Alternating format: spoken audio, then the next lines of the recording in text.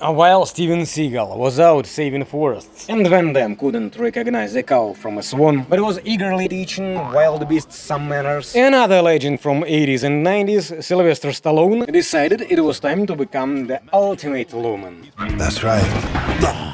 Even much more ultimate. You betray the law!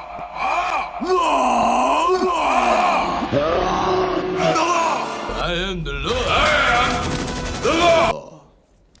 He put on a costume of the toughest comic book cop, Judge Joseph Dredd, with the ultimate superpower, never ever taking his helmet off.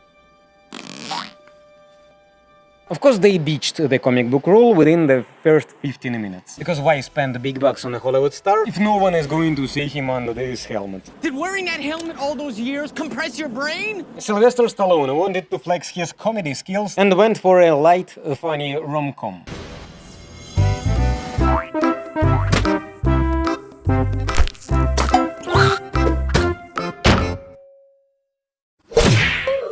The director and screenwriters were aiming for a dark and serious story. This movie takes itself seriously and takes you somewhere.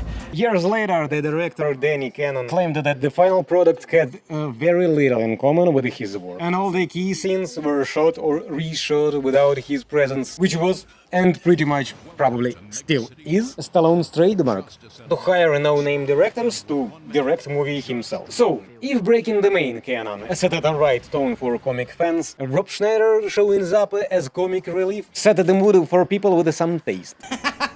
This guy, it's funny. Fergie is the kind of person that Dredd deals with without even noticing he's there.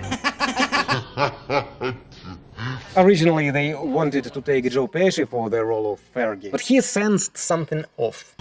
What the fuck is this piece of shit? And they decided to choose Casino by Martin Scorsese, one of the best movies, if not the. Danny Cannon, however, chose Judge Dredd over Die Hard with a Vengeance. What we have is the movie loaded with endless babble from random council members, and all this magnificence is spiced up with Stallone's stone-faced emotionless acting. Emotions.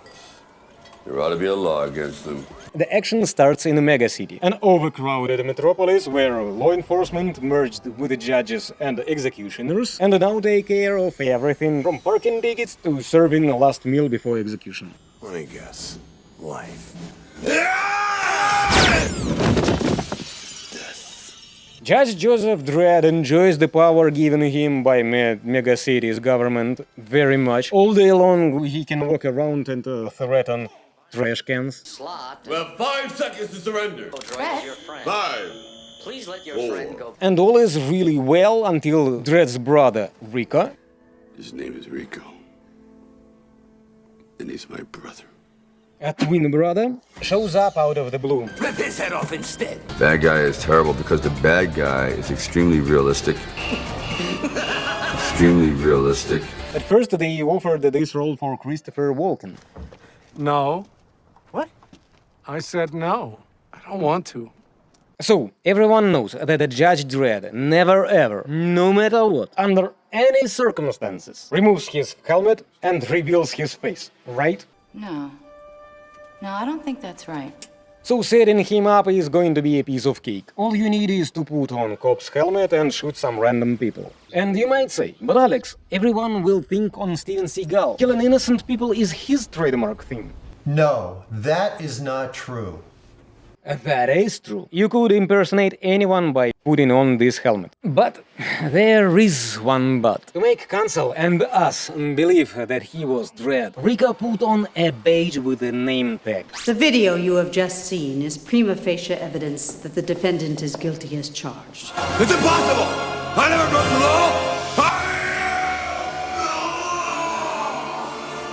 law! Not anymore. No more this glorious spandex, even though some of those outfits were designed by none other than Versace himself. This was partially designed by Johnny Versace, so... No, now Stallone will be running in a potato sack. Rob Schneider will run in a potato sack as well, but plus he's going to collect all the possible injuries. You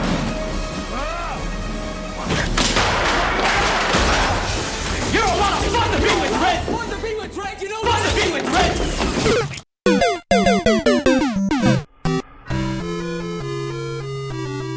Judge Dredd hit theaters in summer 1995, grossed only $113 million worldwide. In the United States and Canada, studio gathered only $34 million. With these numbers, it became clear to everyone that yes, the era of buff, testosterone-fueled action stars was coming to a smooth end. Stallone, unlike others, got back on track, returned to his roots, and now is treating us to new parts of his old hits, proving that age is just a number.